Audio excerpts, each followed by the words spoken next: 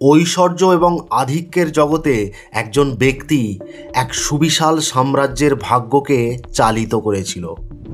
সাইবেরিয়ার রহস্যবাদী সন্ন্যাসী গ্রিগরি রাসপুতিন একজন পরিত্রাতার মুখোশ পরে ক্ষমতার প্রতিশ্রুতি দিয়ে রাশিয়ার রাজতন্ত্রকে প্রলুব্ধ করেছিল।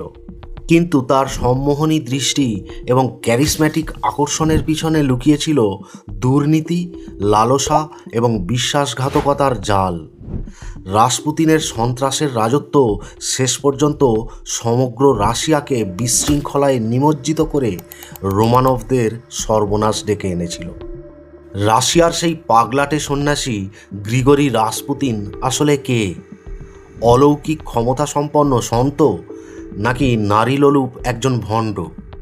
রিভলভারের গুলি বা বিষক্রিয়াতেও কিভাবে সে অক্ষত থেকে গিয়েছিল? তবু তার সঙ্গে ওতপ্রোতভাবে জড়িয়েছিল রাশিয়ার শেষ জার সম্রাট নিকোলাস এবং সম্রাজ্ঞী আলেকজান্দ্রার সুবিশাল সাম্রাজ্যের ভাগ্য।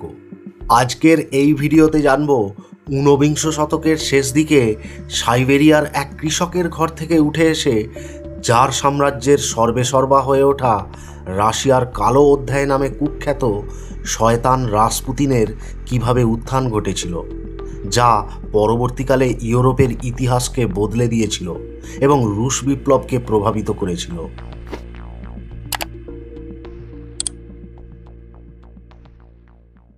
রাশিয়ার সম্রাট নিকোলাসের কাছে 1904 সালটা ছিল বড় সুখের সময়, কারণ সাম্রাজ্যের উত্তরাধিকারী জন্ম নিয়েছে।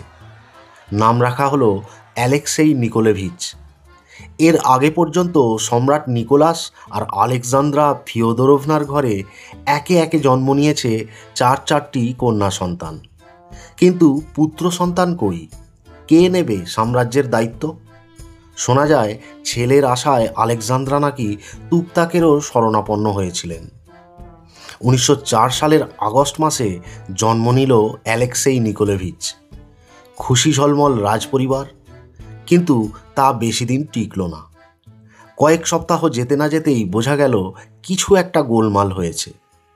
ছোট্ট একটা আদরের টোকাতেও যন্ত্রণায় কোঁকিয়ে ওঠে শিশু। কালশিটে ফুটে ওঠে তার নরম ত্বকে। জানা গেল নিকোলেভিচ হিমোফিলিয়া রোগের শিকার। এ রোগে রক্তপাত বন্ধ হতে চায় না কিছুতেই। অল্প কেটে যাওয়া সামান্য আঘাতও প্রাণঘাতী হয়ে উঠতে পারে।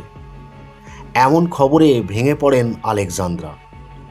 রোগের উপসর্গ তার বড় চেনা, পরিণামও জানা।